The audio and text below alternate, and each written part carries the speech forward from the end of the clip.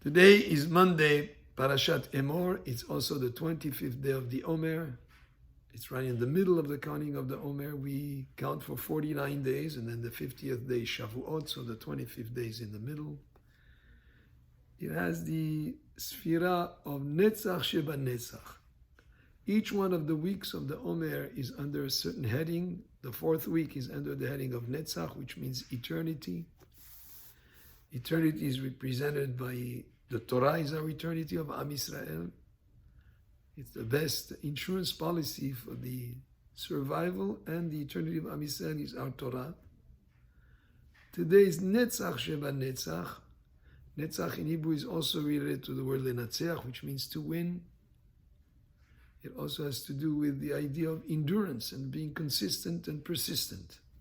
So Netzach Sheba Netzach, in order to have eternity and to win, you should have endurance, and despite whatever stumbling blocks come on the way or challenges along the way, a person should be consistently continuing and have the patience to try again and again until you win.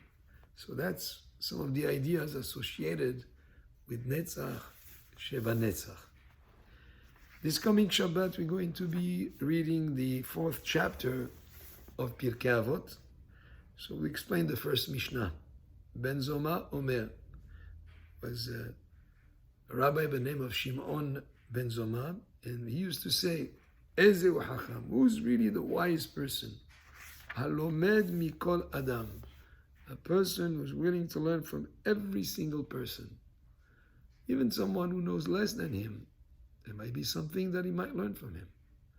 And really that would show that he's really truly interested in gaining wisdom and knowledge, and not just to try to aggrandize himself, but really a person who's wise can find something to learn from every person. The Gemara, it says, I've learned a lot from my teachers and more from my colleagues, and the most I've learned is from my students.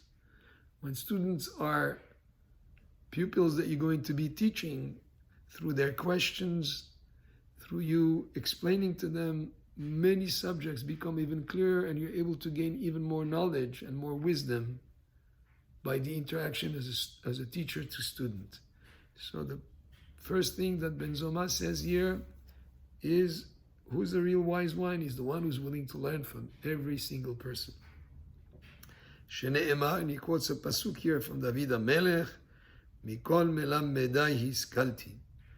I've learned from all those that have taught me. In other words, even those who were not as important as him. After all, he was the king, and he was not concerned about his honor, but he was willing to learn from every single person. Ezeu Gibor, who's the person who's really strong? What's the big strength?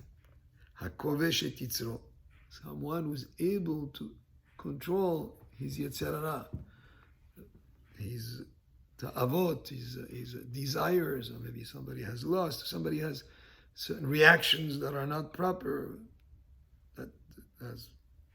Some people have issues with anger management, so the person who's able to control himself, whether it's anger or whether it's all sorts of desires and all sorts of reactions that are not proper, that he should control, such a person, the ability to control himself, that's the true proof of real strength. Shene'emar, like the pasuk says, Tov erech hapayim migibor, person who's patient, who has self-control, is better than somebody who's physically strong, and even stronger than somebody who can win a war physically. Umoshel berucho miloch ed'ir, someone who's able to control himself, control his anger, his negative emotions, his value is greater than somebody who's strong enough to conquer a whole city. Ezeu Ashir, who's the true wealthy person.